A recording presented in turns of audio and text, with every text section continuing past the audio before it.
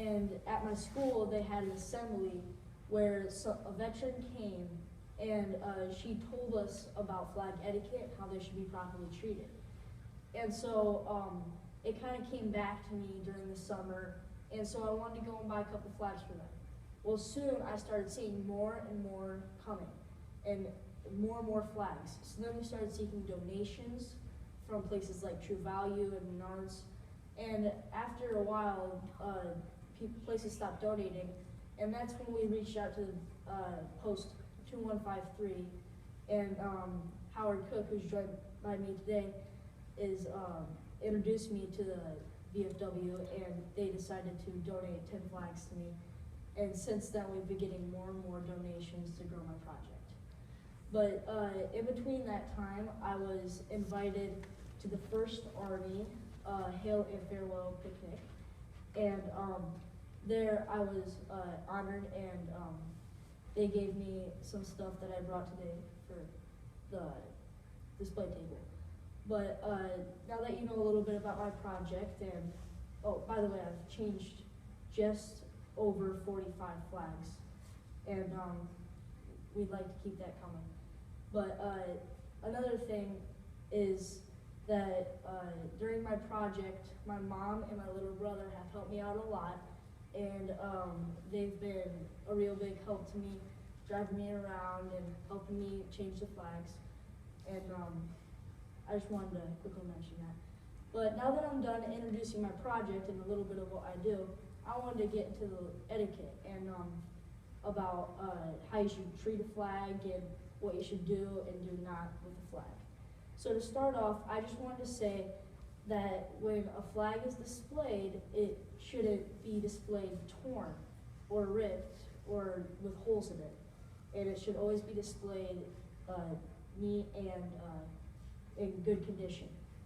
And beside that point, even if it is in good condition, it should be displayed from sunrise to sunset unless it has a light, which I thought was a little bit weird at first until I realized that why have a flag up if it's not gonna really, if no one's gonna see it. And then when you put up a flag, it should be hoisted briskly, so that you're not just like taking your time playing on your phone while you just like pull up your flag. It should be hoisted in honor and with good attention to the flag. And then another big thing that I wanted to mention about flag etiquette is that when the weather is gonna be bad, like with some of the hurricanes, they just left flags out there, which it's not the right thing to do. So when it's gonna, like if there's a tornado warning and you know it's coming like a little bit before, maybe you should take a little bit of time to go out and take down your flag. And I just thought I'd touch on that a little bit. And then another thing that has recently happened is when there is a catastrophe or someone in Congress dies, you should put your flag at half-staff, which is something that we've been doing for a while and that they did for the library flag because of what happened in Texas. And even if you don't know when something like that happens, you can always call the library and ask them if, like, why people are putting it at half-staff. So just wanted to touch on that. And then a little bit of the stuff that you shouldn't do with the flag is you shouldn't use them as art, and you shouldn't use them as clothes or as like draperies or any type of advertisement. But a lot of people do that, and Congress says that it's not right and that the flag should be respected and not used like as something to promote a different source.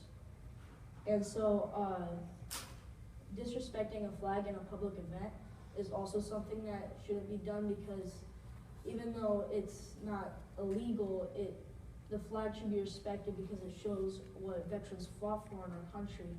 And if you truly believe that they sacrificed something, then it shouldn't just be disrespected like that. And I thought I'd just say a little bit about that. But another thing is that like everything I've said so far has been enacted by Congress. And I have more to say too. So like respect for the flag, you should you should always take care of your flag by folding it instead of just crumbling it up and throwing it away. You should fold it and take it with you to a place like the VFW in your city, or in a place like Went Funeral Home. They have a drop box which you can drop flags off, and they will burn them on Flag Day ceremonially. But for the national anthem, the reason that the flag is respected during that is because the flag is meant to like symbolize American unity and freedom, and that's why they have you stand during songs that represent that as well. So I thought I'd just touch on that a little bit. But I just wanted to say that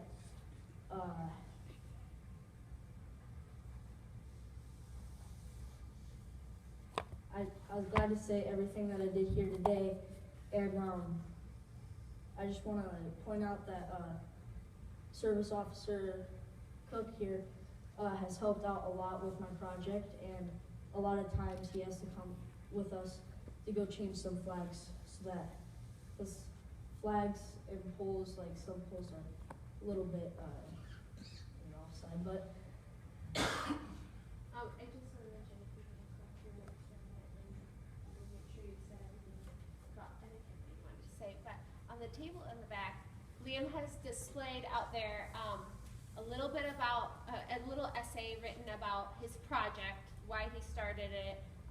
We've sent that to different people, but we sent one to President Trump, just trying to really facilitate the necessity for this not only being in Moline, but across the country. There is a need for this, because describe a little bit about the type of people that we change flags for, that you meet, and the type of people that you need their flag changed.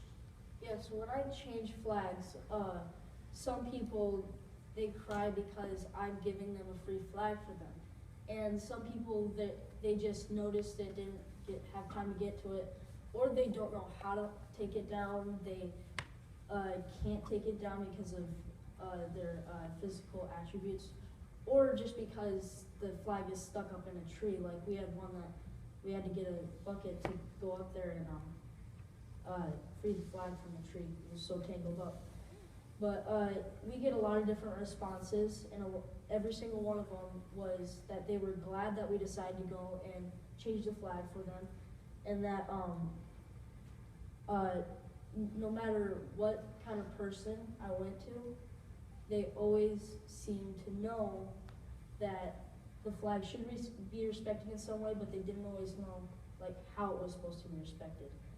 So that's one of the main reasons why I did this project, just to let people know that the flag should be respected in this way, and not just left out, just wondering about how it should be.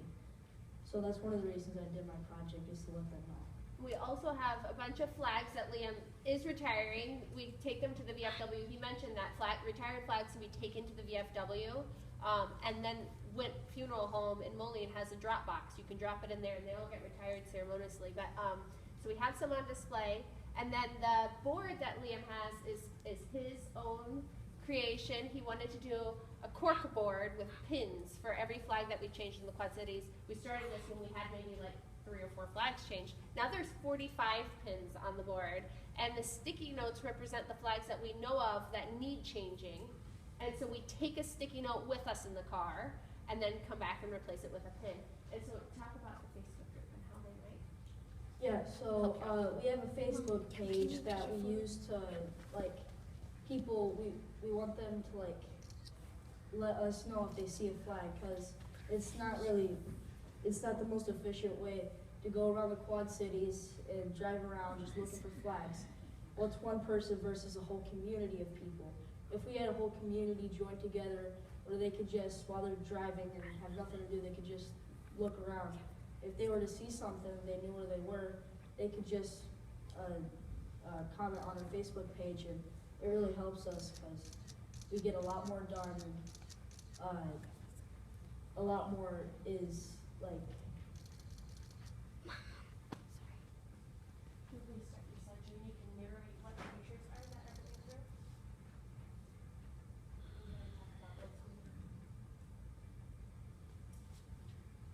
So, on this first picture, this was the first flag that we changed, and that was at Short Hills Country Club. And, this is us folding the flag.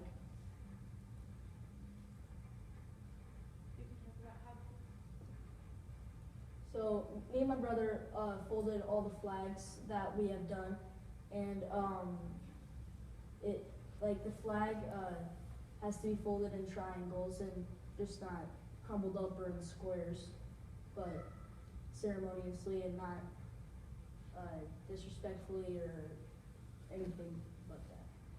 So, yeah, my little brother's really happy when they got that first one. And this is me visiting Hero Street just to see their flag was ripped in. That was one of the very first flags that we did, and it was really what triggered my entire project.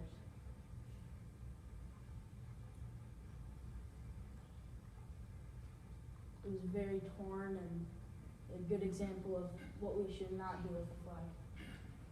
So I just wanted to point that out. And then some places, like I said, gave us or donated flags to us, and Regalia decided to, and that was when we got it. This was at the Moline Center, where the flag was very torn. We had Mr. Messias help us take down the flag and put up a new one.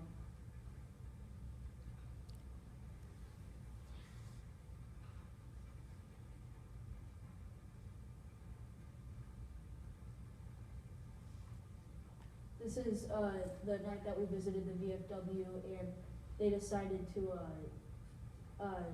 let me present my project and give me 10 flags.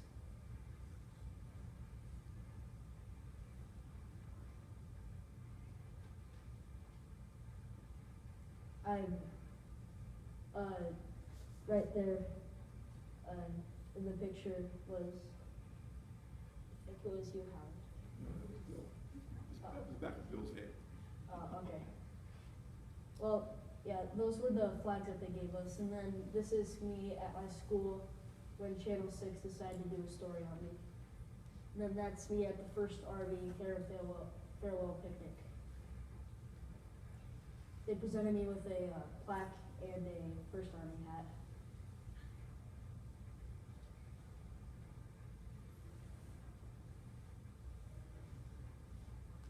It was signed by General Twitty of the First Army. And then he wrote me a personal letter. This is at the Silvis Police Department, and after we changed their flag, they decided to give me some things to throw on the table over there. This is by Rock River at Canoe Rental. This family was on the corner, I forget, but this family was really nice, and they decided that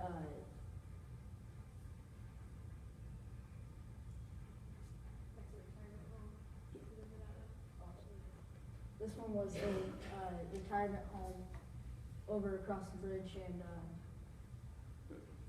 that was one that we had to get a larger flag for. This was at a real estate place over by the bridge. And that's what the police decided to give me after I changed the flag for them. This was at Niagara Zoo, which another thing is, a lot of places that we visit, we just find flags there that are ripped and we decide to change them for them.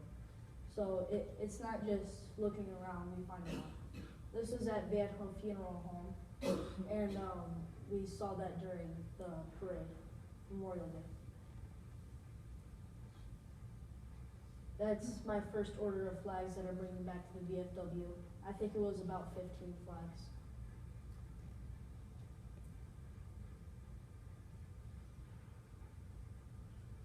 This, I wasn't here in this one, but this is the flag over there that was badly torn and stuck in the tree. That's the Mile American Legion. And there was me. This was at, a place, it's, Which flag, they have a hard flag to change. yeah, we had to get a 4 foot for that. That's the flag that we have over on the table, very torn and ripped.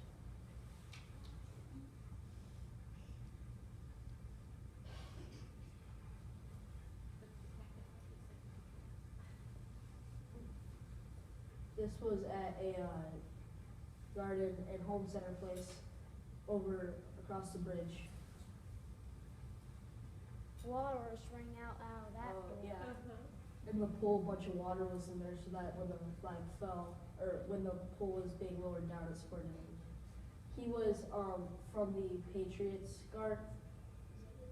Yeah, he was from the Patriots Guard and he was really nice.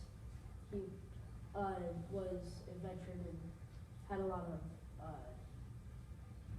he had a lot of different things going on. He was part of like a veteran motorcycle group.